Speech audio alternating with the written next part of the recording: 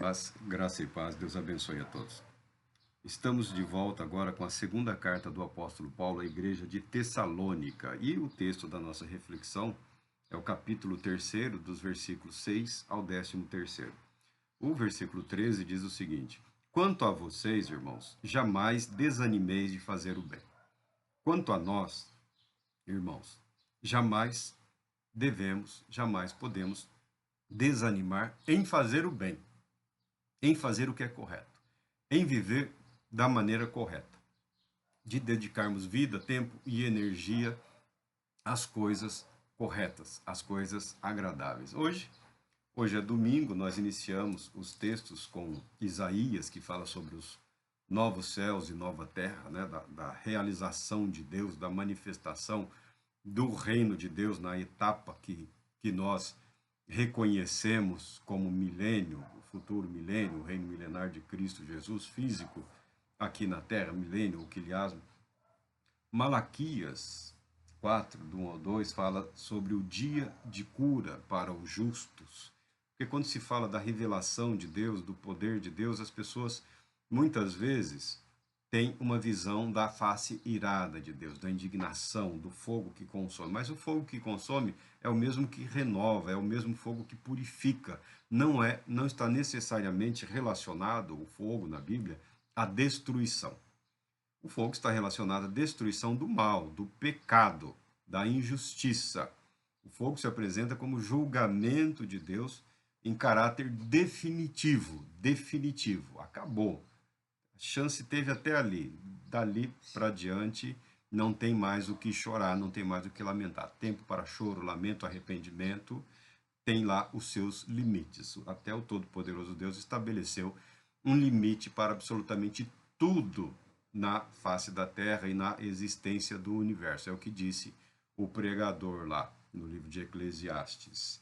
E Malaquias, quando fala da justiça de Deus, ele apresenta a face irada de Deus e o desenrolar dessa ira sobre a humanidade injusta e pecadora, mas ele diz que simultaneamente ao revelar da ira, há a manifestação do propósito final de Deus para com os justos. E esse dia da ira para com o pecador é o dia de cura para os justos. É o dia de saltar de alegria. É um dia de plena e perfeita felicidade. Ou seja, é responsabilidade nossa não cairmos nas ciladas da vida ou das circunstâncias que nos colocam debaixo da condenação de Deus, e sim vivermos de modo a agradar a Deus, principalmente usando corretamente os dons graciosamente recebidos por Deus. Malaquias vai falar de contribuições, de oferta, de dízimos voltados à restauração do templo. Com a restauração do templo, tem, consequentemente, a restauração do ministério sacerdotal, manutenção do ministério levítico, né, dos sacerdotes, dos levitas, que poderiam trabalhar livremente, cumprindo os seus ciclos, os seus períodos, as suas jornadas de trabalho no templo, sem se preocupar com o sustento, porque os levitas não tinham herança na terra, eles não tinham propriedades, não tinham terras para cultivo, ou para a pecuária de animais de grande ou de pequeno porte. Eles receberam pequenas áreas onde tinham as suas casas e áreas pequenas, onde tinham ali uma vaquinha para tirar o leite ou plantar uma horta, uma coisa mínima para ajudar no seu sustento. Eles eram sustentados pelos demais, pelas outras 11 tribos que haviam recebido posse da terra, e os levitas eram dedicados, eram consagrados, eles viviam para o serviço ao Senhor. Então havia uma reciprocidade. Deus separou do povo de Israel um clã, na verdade, né? uma tribo, e essa tribo servia como sacerdote diante das demais. E a responsabilidade dos demais sustentarem essa tribo. Quem recebia dons e virtudes espirituais, nenhum mal há em oferecer dons materiais. Há um sistema de equilíbrio na Bíblia. A proposta de Deus é de equilíbrio, nunca é de exploração. Então Malaquias chama a atenção para isso, ao ser correto, ao ser justo, porque Deus é justo. Deus estava sendo fiel, restaurando o povo à terra, né, repovoando a terra, reconduzindo os judeus de Israel para a terra prometida, e ao serem beneficiários da fidelidade de Deus, eles deviam demonstrar essa gratidão sendo fiéis a Deus através da obediência à legislação mosaica que havia sido graciosamente doadas e pactuada no deserto do Sinai nos dias de Moisés. Paulo declara: faça o que é certo, não desanime em fazer o bem. O que estava acontecendo nos dias do apóstolo Paulo? Você pode até não acreditar, mas Paulo está preocupado aqui que estava crescendo o número de pessoas que não estavam mais interessadas em trabalhar, a pretexto de se dedicarem às questões espirituais, a pretexto de se prepararem melhor para a vinda do reino de Deus, a pretexto de estarem mais purificadas e santificadas para o dia do Senhor. O golpe. Hoje nós vivemos num mundo, numa sociedade, existe aí no direito penal uma figura chamada estelionato, que é a pessoa manipular as situações, as circunstâncias para obter uma vantagem ilícita, uma vantagem indevida, um lucro indevido. Vende, não entrega, mas recebe o valor, o dinheiro. Sempre existiu isso. Tem-se uma nova modalidade. É interessante que, com o passar do tempo, as pessoas não estão mais sábias ou mais inteligentes. Muito pelo contrário, as pessoas têm vivido um momento emocional, pessoal, de muita perda, de muito dano. Então, há uma fragilização das pessoas nesse aspecto. Tem agora o estelionato amoroso. Aqueles que se colocam num relacionamento, às vezes até virtual, nem físico de fato, um relacionamento à distância, né? Com um mundo que a tecnologia transmite imagem, a imagem que você quer, e há quem se apaixone pelo que não está ali ao seu lado. O estelionato emocional é isso, é valer-se da fragilidade emocional da pessoa, do homem ou da mulher, porque o estelionatário não está nem aí com o gênero, ele quer lucrar, para obter vantagens financeiras. Alguns acham engraçado, mas é triste, é deprimente, né? É horrível isso. E no nosso universo religioso existe o estelionato espiritual. É ou não é? Tem. Não adianta negar, não adianta fingir. Não, mas não é. Tem. E tem muito. Porque muita gente cansou de esperar. Muita gente desistiu de esperar. Alguns, como os mágicos, preferem criar os próprios artifícios, truques, né? As suas maquinações para transmitir a ideia ou apresentar algo que não é real, mas não poderia ser real. Não aconteceu, mas poderia ter acontecido, não poderia ter acontecido? Então, se poderia ter acontecido, se poderia ter se tornado real, nenhum mal há que você colabore, porque quem sabe um dia acontecerá de fato. É o estelionato, é o golpe. O cara faz promessas, fala de realizações e pega para benefício próprio e abandona as pessoas às próprias sortes. Vendem uma regrinha, vendem uma manipulaçãozinha psicológica, emocional, espiritual, algum livro de 500 anos, 1000 anos atrás, algum escrito que alguém encontrou, reproduziu e retransmitiu aí, né, de 2000 anos atrás, e vai passando e vai tendo o seu lucro. E nisso, não é dos enganadores que nós estamos falando, e nisso, alguns desanimam. Diante das... É tamanha o engodo, a ofensa, a integridade. Você não vai na igreja para ser enganado ou manipulado. Você vai para ser instruído. Você está levando ali o que mais precioso Deus lhe concedeu, a sua vida, o seu ser, a sua existência, as suas expectativas. Você está lá sentado, ouvindo, ou louvando, adorando, mas eu sei que no seu espírito você está clamando diante de Deus e colocando diante de Deus todo o universo de anseios, de expectativas. Por fora você até sorri, mas por dentro somente Deus sabe como é que você está. E você faz bem em continuar assim.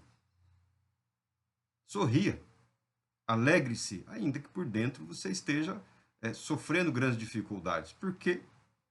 Porque você não tem que confiar cegamente em absolutamente ninguém. A Bíblia até diz: maldito o homem que confia no homem. Confie em Deus. Leve, vá para a igreja, continue, ouça, aprenda, coloque em prática, teste, vamos testar isso, vamos provar isso. Será que funciona? Ô, camarada, não funcionou, não. Tem mais alguma coisa aí tem alguma coisa nessa receita que você me vendeu aí que tá faltando? Porque eu fiz aí do jeitinho que você falou, não aconteceu nada. E aí? Não vejo nenhum mal nisso. Seja uma responsável pelos seus atos, não seja passivo. Não seja passivo, seja ativo.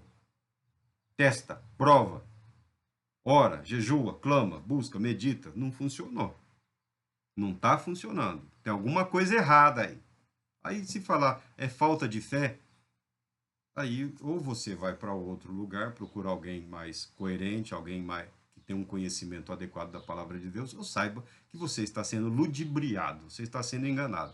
Porque se você dedicou o seu tempo, que é tudo o que todos nós temos, que tem o mesmo valor, e ninguém sabe o quanto tem, é tempo.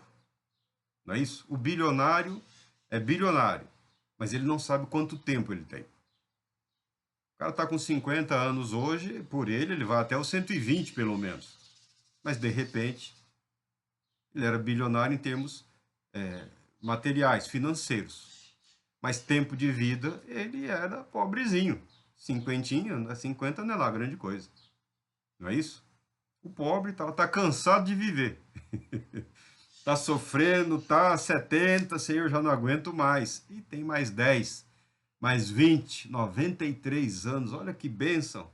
E ele diria: você não sabe como foram esses 93 abençoados anos da minha vida, da minha existência. Então, tempo é algo que Deus distribuiu a todos nós e nós não sabemos o quanto temos. Você dedicou o seu tempo, você apresentou o seu ser, você colocou o seu viver na disponibilidade de aprender e de executar. Você está vendo que a coisa não anda? Você está vendo que não há uma coerência, uma consistência entre o que se fala e o que se vive? Existe sempre o risco de você estar vivendo num lugar que é uma arapuca, é uma cilada, tá bom? É só para este mundo mesmo. O único céu que o cara sonha é o céu de Miami, tá bom? Não, Marco, você está sendo grosseiro. Tá, eu estou, e daí que eu estou sendo grosseiro? Estou sendo sincero.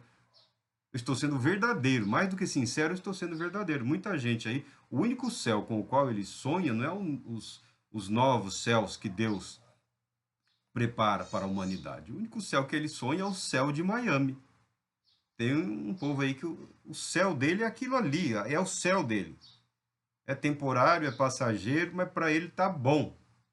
E você só está colaborando com isso, correndo o risco de nem o céu de Miami você desfrutar. É essa a questão.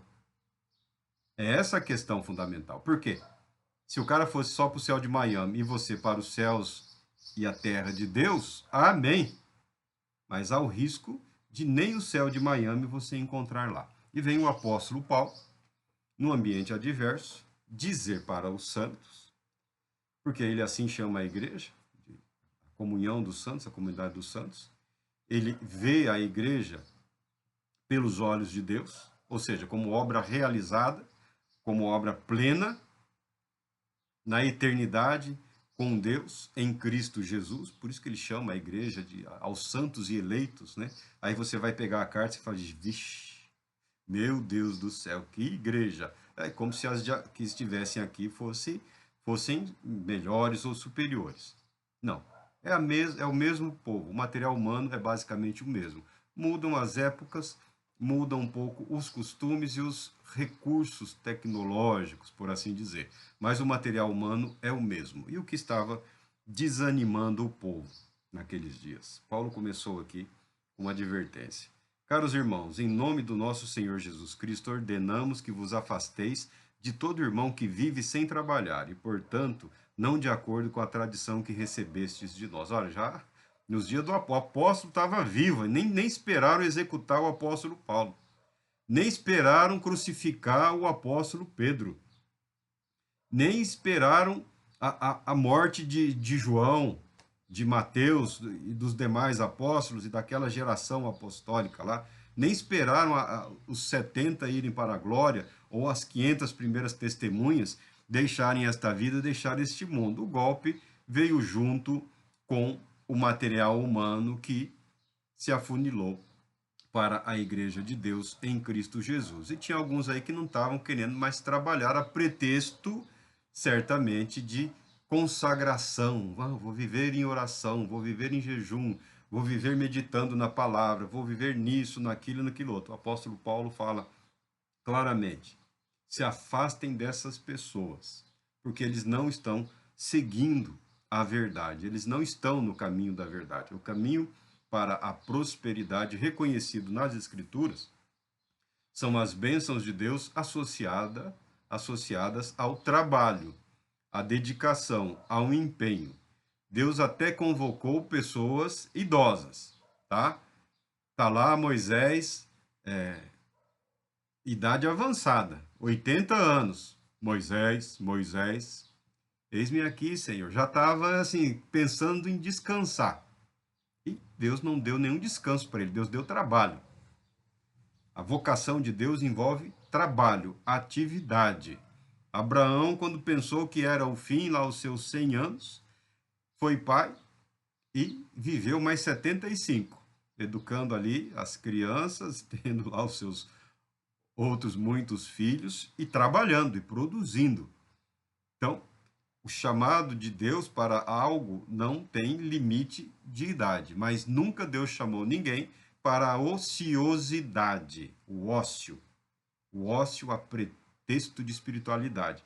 Você não acha isso na Bíblia. Você encontra em tradições religiosas desenvolvidas por nós seres humanos. Nas Escrituras, Deus está sempre colocando o povo para trabalhar. Ó, levanta e vai para tal lugar, chegando lá, ó, terminando aqui, você vai para outro. Mas Deus estava pertinho lá, porque o Senhor mandou eu vir aqui primeiro. Porque Deus é assim, ele faz como ele quer, como ele considera o correto, o melhor.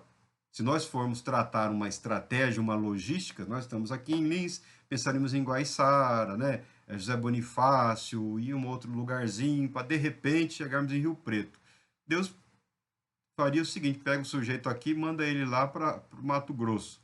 Ó, quando você terminar aí, na volta você passa em Rio Preto. Senhor, passei por lá quando vim, agora na volta, o senhor já não podia ter. Os profetas não reclamavam muito de Deus como nós o fazemos, tá? Porque eles aceitavam viver para Deus. Essa dedicação, esse empenho, esse fazer parte do plano e do propósito de Deus, trazia a eles muita coisa. Você vê aí na Bíblia muito sofrimento, muita dor, muita angústia, mas também a plena felicidade e alegria de uma comunhão absoluta com o eterno e todo-poderoso Deus. Tá bom? É isso que eles desfrutavam, é isso que é possível desfrutar numa vida de obediência a Deus. É claro que Deus não vai ficar arrastando ninguém para aqui, para acolá. Tá? Estou usando aqui um exemplo exagerado, drástico. Mas estava surgindo um povo aí muito interessado em viver às custas dos outros. O apóstolo Paulo fala, ó, se afastem deles, não é o caminho. E o apóstolo Paulo coloca a sua vida e o que era comum, não só a ele, aos demais apóstolos, é o seguinte: porquanto vocês mesmos sabem como devem seguir o nosso exemplo, pois não vivemos de forma ociosa durante o tempo que estivemos convosco. Isso, trabalhar era com o apóstolo Paulo, dedicação era com o apóstolo Paulo. Basicamente, ensino, instrução, oração, bênção. Ensino, instrução, oração, exortação, e bênção, e abençoa, e ensina, e abençoa, e ora, e segue em frente, e confia em Deus. Ah, estamos com um probleminha aí. Mandava alguém ali do grupo que estava sendo preparado para dar continuidade ao trabalho. Os apóstolos sempre prosseguiram nos seus ministérios, ao mesmo tempo que trabalhavam, ministravam, simultaneamente eles estavam preparando uma nova geração para dar continuidade ao trabalho, ao contrário de alguns hoje que querem que a graça de Deus, não, parou aqui, é comigo, daqui não vai para mais ninguém, esse campo é meu, aqui é meu é do eu. O apóstolo Paulo, ó, fica esperto, melhor se afastar dessas pessoas. E diz mais o seguinte: enquanto estive com vocês, nem comíamos de graça dos alimentos de ninguém. Pelo contrário, trabalhávamos dia e noite com esforço e fadiga, a fim de não sermos pesados a nenhum de vós. Não porque não tivéssemos esse direito assegurado. O apóstolo Paulo não nega o direito dos mestres, dos pastores, dos apóstolos. Ele não nega o direito dos ministros religiosos receberem para o seu sustento. Ele não é contra, ele é favorável.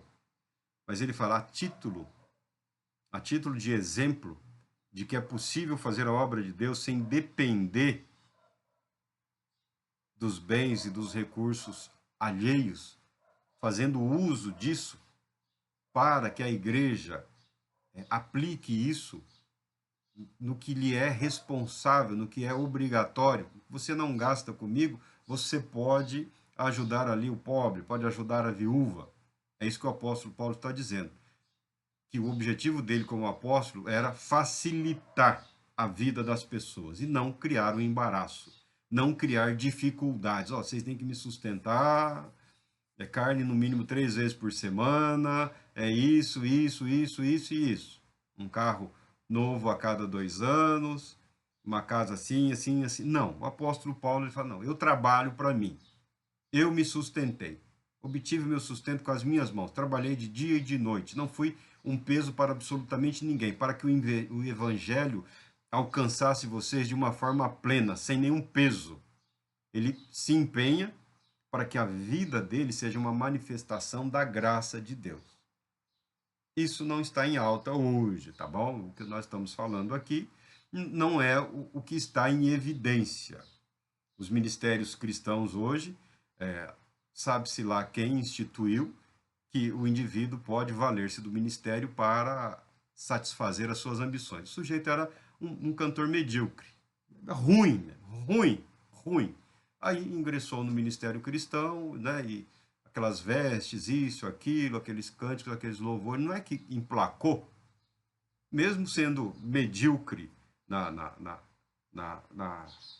no exercício dos dons que recebeu, no contexto da fé, ele teve um lucrinho. O outro queria ser artista, não deu. Mas, como ministro religioso, está na mídia todo dia, né? Está ali junto com um famoso, isso, aquilo outro. E por aí afora. Você liga a TV, você pesquisa na internet, você vê aí um universo de artistas, né? O teatro religioso, que eu não sou contra. Marco, dá a impressão que você é contra... Não, eu sou contra a mentira, eu sou contra a ilusão. Eu sou a favor do teatro, como teatro, tá? Eu sou a favor da arte. Ah, o cara, ele é um pregador? Não, ele não é um pregador. Ele é um orador, ele é um showman. Tá mais para um stand-up. Não vejo mal nenhum que ele se apresente nesse viés, com as limitações. Ah, é um ambiente religioso, então eu vou evitar determinadas palavras, determinado vocabulário, isso, aquilo, ou fazer humor, ou qualquer outra área do entretenimento da oratória, da retórica. Todos gostam de uma boa retórica, de uma boa apresentação, ainda que uma apresentação solo. Eu não vejo nenhum problema que se apresente o artista como artista, tá? Agora, permitir que o artista seja apresentado como ministro do evangelho, porque o cara não vive para nada, ele vive para si, ele vive do espetáculo, ele não participa da vida de ninguém. Ele não acompanhou ninguém, não acompanhou o nascimento, não acompanhou o casamento, não acompanhou os momentos difíceis da vida, não acompanhou a perda, o luto. Ele não quer saber, é só o show. Como dizia a minha avó, é só o vem a nós. É só o vem a nós. Eu sou a favor de separar. Ah, é dança profética. Não, é só dança. Quer dançar? Dança, tá lá, é dança. Não tem nada de profecia nessa coisa aí. É só dança. Sou contra é o que a Bíblia apresenta. A mentira, sou contra a confusão. É um show de talentos, é um show de horrores às vezes. Tá? Mas está tentando. Prossiga, vamos tentar. Quem sabe a coisa desenvolve. Sou a favor de ter departamento de artes, departamento de cultura, departamento social, só a favor de ter tudo isso nas igrejas, para descobrir dons, talentos e investir nesses dons e talentos e devolver esses dons e talentos para o mundo, para a sociedade. É para a glória de Deus em Cristo Jesus, mas que atue livremente na área em que esse dom foi descoberto, em que ele é útil. Nem tudo se encaixa na responsabilidade cultica. Não dá para inventar, ainda que estejam tentando, um culto que abrange todo o espectro artístico. Tá bom? E também não tem do porquê isso. É ridículo, é o que está se tornando bizarro. Tá? Então, estamos a favor de cada coisa no seu lugar. E respeitando o tempo. O apóstolo Paulo é mais simples. Esses que querem viver às custas da igreja, se afastem deles. Porque o apóstolo Paulo entende a igreja como isso, como corpo de Cristo, como agente de Deus na terra para levar luz à humanidade. O pensamento do apóstolo Paulo ele é imediato. Ele não está preocupado com o desdobramento, porque não cabe a ele se preocupar com o desdobramento da igreja como corpo de Cristo na terra. Isso cabe a Deus, isso cabe ao Espírito Santo. O que ele chama a atenção é quanto ao propósito, não só da igreja, como também das pessoas. E aqueles que querem ser muito santos às custas dos outros, ele fala, ó, se afastem desses. Isso daí tem alguma coisa errada aí. Ah, mas o irmão quer se dedicar à oração. Ah, levanta mais cedo, levanta às 3 da manhã e ora até às 6, que é a hora de levantar mesmo, e depois vai trabalhar. Qual o problema? Ah, ele quer estudar mais. Ué, terminou o dia, pega os livros, vai estudar. Quem está impedindo de aprender? Ah, ele quer ir para aquele seminário lá, 10 mil reais a mensalidade. Ele quer ser um turista, né? Ele quer um diploma para valorizar o trabalho dele e concorrer a determinados grupos aí. Ele não quer servir a Deus, ele quer se servir do povo de Deus. Então o apóstolo Paulo chama essa atenção bastante específica em relação a isso. Que ele nunca foi peso para ninguém. E hoje, estranhamente, as pessoas celebram os fardos pesados que carregam, como se isso estivesse garantindo a elas algum tipo de louvor da parte de Deus, algum tipo de recompensa. Não, você está participando do erro. Você está cooperando e colaborando com o erro. Tem um rabino aí que eu li um material dele, gostei. Estou aí orando, estudando, pensando, provando, testando, falando, mas é muito bom, eu gostei. Ele me ganhou nisso daí. Ele, nas questões financeiras, ele fala, tem que ter transparência. Tem que ter transparência. Você é corresponsável. O dinheiro é seu. É a sua vida. É um dom. Você recebeu de Deus. Você contribuiu. Ah, e acabou ali. Não, não acabou, não. Você é corresponsável. O que estão fazendo com o seu dinheiro, você é corresponsável. Você está sustentando o pecado, se está sustentando a preguiça, se está sustentando absurdos.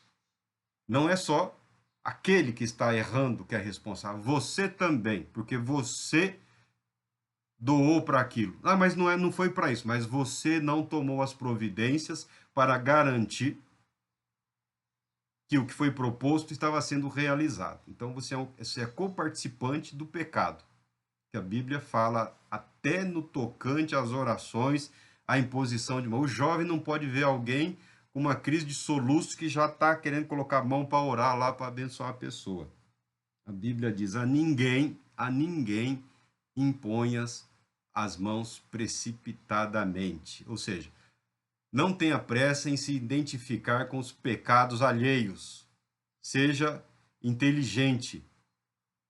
Cuide de si mesmo. Cuide da sua vida. Não permita ser arrastado nessa corrente perversa e maligna. E o apóstolo Paulo já fala para cortar na origem. Viu que o sujeito não gosta de trabalhar? Tchau. Até logo. Deus te abençoe. Se você segue o seu caminho, nós seguimos o nosso caminho. Ele diz, por que ele fez isso?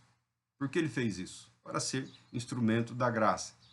E ele deixa claramente aqui, não porque não tivéssemos esse direito assegurado, mas porque era nosso objetivo vos oferecer exemplo em nós mesmos, a fim de nos imitardes. quando ainda estávamos convosco, vos ordenamos isso. Se alguém não quiser trabalhar, que também não coma. Nós podemos imaginar uma situação para esses indivíduos. O sacerdote tinha direito a se alimentar das ofertas, das contribuições, tá bom? Tinha. Nem tudo era holocausto. Os holocaustos 2 vezes por dia, o sacrifício da manhã às 9, o sacrifício da tarde às 3 da tarde, havia ofertas totalmente consumidas, integralmente consumidas pelo fogo. Ponto. Mas havia uma série de outras ofertas, ofertas movidas, ofertas de gratidão, o que a pessoa apresentava voluntariamente. E isso tudo servia para preparação como reserva de produtos e também de animais, de sacrifícios para o templo e também para sustento dos sacerdotes e dos levitas. Então, eles tinham direito, isso sempre foi. Os sacerdotes se alimentam dos frutos, das ofertas que são apresentadas. Não só eles, como também suas famílias. Como é que vai lá? O homem se alimenta, a mulher e os filhos passam fome? Não, não existe isso. As famílias têm direito. E não é só no judaísmo isso, tá bom? Isso era e é uma prática comum. Os direitos dos sacerdotes se estendem, alcançam a sua família. Não é só a sua marmitinha aqui, não. É para seu sustento e sustento da sua família. A família tem direito à participação nessas ofertas. É isso que eu estou querendo dizer. Isso é pacífico. Você pode imaginar no tempo antigo, nas religiões antigas, nas datas, nos dias, nas festas, nas celebrações, os sacerdotes iam e também os seus familiares iam e participavam daquele banquete também preparado em homenagem aos deuses, mas que era para alimento, para consumo das pessoas. Ponto. Você imagina que um desses se converteu, né? O sobrinho neto, ou um dos filhos, ou seja lá o que for, se converteu ao Senhor e estava indo, participando, e alguém falou, que coisa feia, você está aqui na mesa do Senhor e está participando dos banquetes para os ídolos? Para com isso daí não é certo, não vai ajudar ninguém, você está criando confusão na cabeça das pessoas. Tudo bem, mas pode ser que alguém tenha deixado os direitos que tinha pela participação na família religiosa, que nós chamamos de idolatria lá, abriu mão dos direitos dele, não participa mais daqueles eventos, daquela alimentação. E agora está na igreja e fala, então vocês vão me sustentar, né? Eu tenho direito a participar aí, tal qual a viúva, o órfão, eu quero o meu quinhão. O apóstolo Paulo fala, não, se não trabalha, não coma. A igreja ajuda os necessitados, aqueles que não têm como obter o seu sustento, está doente, que está enfermo. Não é só a oração, levanta e anda em nome de Jesus. O acompanhamento da pessoa que está se recuperando, se restabelecendo, nem toda cura se processa em termos de um milagre. A enfermidade, às vezes, é um período, algumas semanas, alguns meses, e essa pessoa é assistida, é acompanhada, não só com orações, mas também o alimento, porque ele não consegue trabalhar no mundo antigo, não tinha seguro-desemprego, ele simplesmente não comia. Se era um adulto doente, a família ia passar fome, ia passar necessidades. A igreja socorre na sua necessidade, o tempo suficiente para que a pessoa se restabeleça. Então você pode imaginar essa situação prática, algum espertinho ali querendo ser sustentado pela igreja, porque ele abandonou um direito que era dele na idolatria, ele quer que a igreja compense. O apóstolo Paulo fala, não, quem não quer trabalhar, também que não coma. O ministério cristão não é para sustentar a ociosidade de quem quer que seja, não é um direito, é uma responsabilidade, é um compromisso em servir a Deus e em servir a igreja de Deus. E como eu me sustento? Você pode muito bem trabalhar, considerando a quantidade de vezes que você prega por semana, a quantidade de horas, que você nem chega a isso, né? Se juntar a semana, dá uma hora e olha lá, você pode muito bem trabalhar. Mas eu tenho tempo no preparo do sermão. Esse livro de sermões que você usa já tem 500 anos. Tá? Deve ser a 30ª, 40ª reedição desse livro de sermões aí. Já é novidade para os novos. Então não está dedicando nem tempo à preparação de algo original. E quer ainda ser sustentado pelos outros? Não. Não. O ministério não é isso, não, é o que está dizendo o apóstolo Paulo. E mesmo que essas pessoas existam, estejam no nosso meio, estejam agindo em nosso nome, em nome dos cristãos, em nome da fé, da família da fé, o apóstolo Paulo fala que é melhor nos afastarmos dessas pessoas.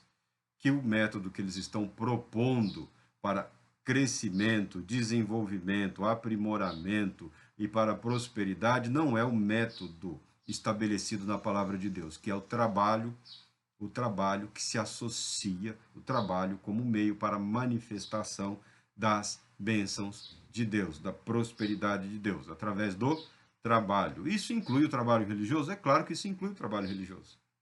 Aquele sujeito que desenvolve as suas funções, as suas atribuições, que trabalha de fato. Ah, mas já está meio velho, meio cansado, mas está preparando uma nova geração. Está capitaneando aí um time de 5, 7, 12 jovens ministros aí que darão continuidade ao ministério, está coordenando as atividades, está propondo, está gerenciando, está administrando, está acompanhando as vidas das pessoas. É claro que devemos honrar pessoas como essas. Não é isso que o apóstolo Paulo está dizendo. Agora, o sujeito que quer só o céu de Miami, é bom ficar esperto, é bom tomar cuidado, porque existe o risco de você ser levado nessa correnteza do mal. Pois fomos informados de que alguns entre vós andam desocupados, sem querer trabalhar e se intrometendo na vida particular dos outros. É isso que mais incomoda, né? O sujeito não cuida nem da vida dele. É o que eu falo, é o que eu penso. Por que não constrói também uma academia de ginástica e coloca esse povo linguarudo aí, pelo menos para fazer ginástica, para fazer musculação, para fazer alguma coisa que não seja se intrometer na vida dos outros, andar pelas esquinas, né? Procurando pelos vãos dos portões, tentando enxergar alguma coisa aí nas portas das lojas, no comércio. Os desocupados da fé. Isso não é fé. Isso não é exemplo. Isso não é testemunho de absolutamente nada. O apóstolo Paulo recebeu essa informação e ele, como sempre, ficou indignado, irado e fez as recomendações à igreja, chamando a atenção para tudo aquilo que ele havia instruído desde o início, desde a passagem dele. O apóstolo Paulo, ele não muda de opinião, ele mudou em relação aos seus ensinos, ele mudou de opinião em relação a pessoas. O jovem João Marcos, por exemplo, ele mudou de opinião, que no princípio foi uma decepção, mas ao longo da vida ele viu que o jovem honrou o seu chamado, a sua vocação, e ele era perfeito, era alguém que ele chamou de inútil no passado, e agora ele disse que é útil para o ministério, podia ser um socorro, um alívio para o apóstolo Paulo. Ele pede que o jovem João Marcos fosse enviado até ele para auxiliá-lo. Olha como ele é o jeito dele corrigir um erro, um equívoco. Outros ele entregou para Satanás, parecia muito empolgados, muito comprometidos, mas a partir do momento que ingressaram, se esfriaram. Ele falou, esses aí eu entreguei para Satanás, porque esses não querem saber do caminho da verdade. Esses são os que pensam que a piedade é fonte de lucro. A esses, no entanto, ordenamos e admoestamos por nosso Senhor Jesus Cristo que, trabalhando em paz, se alimentem do seu próprio pão. Quanto a vocês, irmãos, quanto à igreja de Deus, quanto à igreja de Cristo Jesus, jamais desanimem de fazer o bem. Os maus exemplos não podem ser a nossa referência. Os maus exemplos não devem estar nos nossos lábios. Nós devemos valorizar o que pode e deve ser valorizado. Todo aquele, toda aquela que procura viver em conformidade com a palavra de Deus, sendo instrumentos da graça, sendo instrumentos de bênção, sendo agentes da vontade de Deus para a bênção de todos nós. Portanto, faça o que é certo. Não desanime. Deus Todo-Poderoso te abençoe, te proteja e conceda paz, muita paz.